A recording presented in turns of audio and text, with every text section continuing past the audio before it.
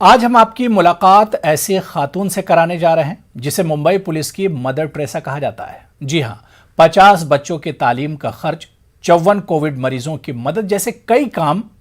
जी हां, हम बात कर रहे हैं मुंबई पुलिस की सब इंस्पेक्टर रेहाना शेख की। देखिए।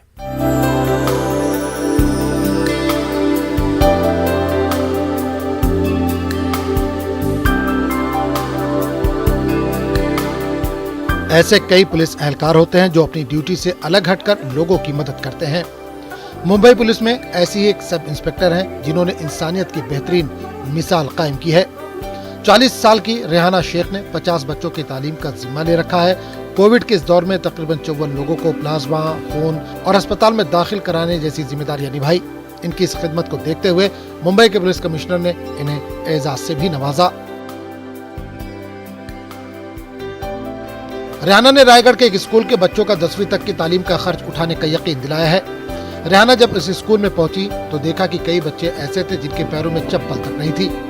रेहाना कहती हैं कि एक साथी की मां को इंजेक्शन की जरूरत थी।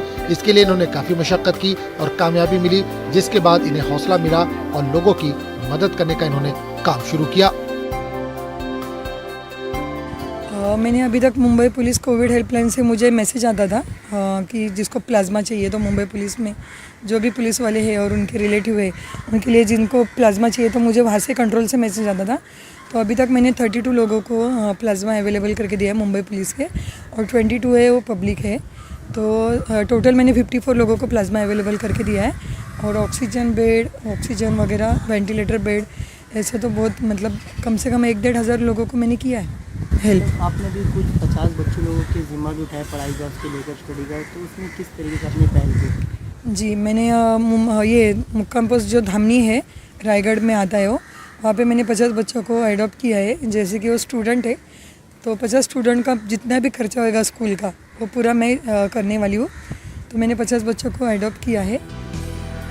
रेहाना के वालिद भी मुंबई पुलिस में थे। वो भी बेटी के इस काम से काफी खुश हैं। उन्हें अपनी बेटी पर फख्र है। रेहाना के शौहर भी महकमा पुलिस में है। वो इन्हें प्यार से मदर टेरेसा कहकर बुलाते हैं।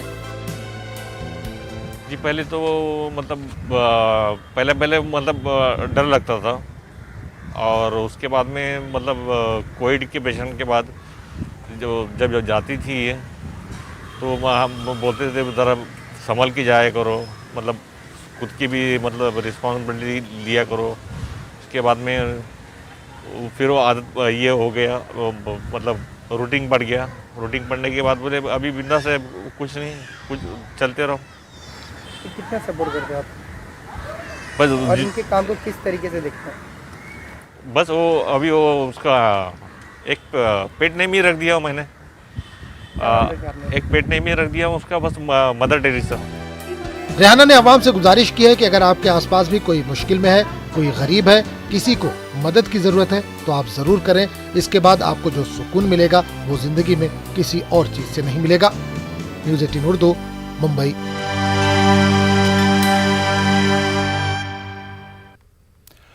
कांग्रेस के सीनियर लीडर